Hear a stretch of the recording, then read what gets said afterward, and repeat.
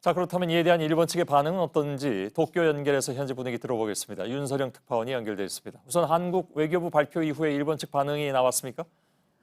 네, 현재 일본은 한국 추석에 해당하는 오봉 연휴 기간입니다. 때문에 아직까지 일본 정부의 공식적인 반응은 나오지 않았는데요. 다소 시간이 걸릴 것 같습니다. 이처럼 정부의 반응이 없기 때문인지 일본 언론들도 한국의 대응에 대해서 아직까지는 침묵하고 있습니다. 다만 한국 정부가 방사능 문제를 공론화할 것이라고 예상을 하지 못했던 분위기인지 다소 당황하는 분위기도 감지가 됩니다. 예. 자, 오늘이 연휴 기간이 아니었다 하더라도 일본 정부가 이 문제에 대해서 이렇게 바로 명확한 입장을 내놓기는 좀 어려울 것 같습니다. 네, 사실 지난 9일에 경제산업성과 도쿄전력이 이 오염수 문제를 어떻게 처리할 것인지를 논의하기 위해서 소회의를 열었지만 결정을 내리지 못했습니다.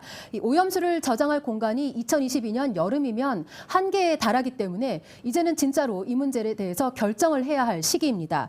내년 도쿄올림픽을 앞두고 국제 여론이 악화된 가운데 또 이 지역 주민들의 반발도 거센 가운데에서 이 한국 정부와 주요 외신들까지 이 문제를 공론화하고 나선 상황입니다. 예. 자, 우리 외교부도 5가지 오염수 처리 방법 중에 과연 어떤 걸 택할 건지를 밝혀라. 이렇게 오늘 압박을 했는데 일본 정부가 지금 말은 안 하고 있지만 이 중에서는 지난번에 그린피스에서도 얘기한 것처럼 가장 돈이 덜 드는 해양 방출, 그러니까 바닷물에 흘려보내는 이런 방법을 우선적으로 고려하고 있는 거죠. 네, 일본 정부의 보고된 안을 보면 이 땅에 묻는 방식, 또 바다에 방출하는 방식 등 5가지 방안이 검토가 되고 있습니다. 그런데 비용을 비교해 보면 해양으로 방출하는 방식이 다른 방식에 비교해서 적어도 10배, 많게는 70배 이상 차이가 납니다. 또 처리 기간도 가장 짧고 여기에 들어가는 이 시설의 규모도 적은 편입니다. 일본 정부의 관심이 어디로 향하고 있을지 짐작이 가는 대목입니다. 예. 자, 일본 정부는 그럼에도 불구하고 이 오염수 얘기만 나오면 안전하다, 통제되고 있다 이렇게 얘기만 되풀이하고 있는 상황인데 앞으로도 당분간 그럴 것 같습니다. 어떻습니까?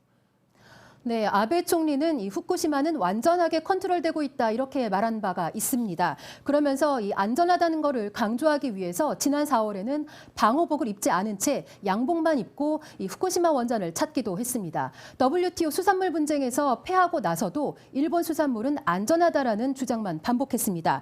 하지만 당장 이 후쿠시마 지역에서 올림픽 야구 경기가 열리는 데 대해 우려가 커지고 있는데도 일본 정부는 이 지역의 방사능 수치는 안전하다는 말만 반복하고 있습니다. 예, 알겠습니다. 앞으로 추이가 상당히 좀 궁금해지는 대목입니다.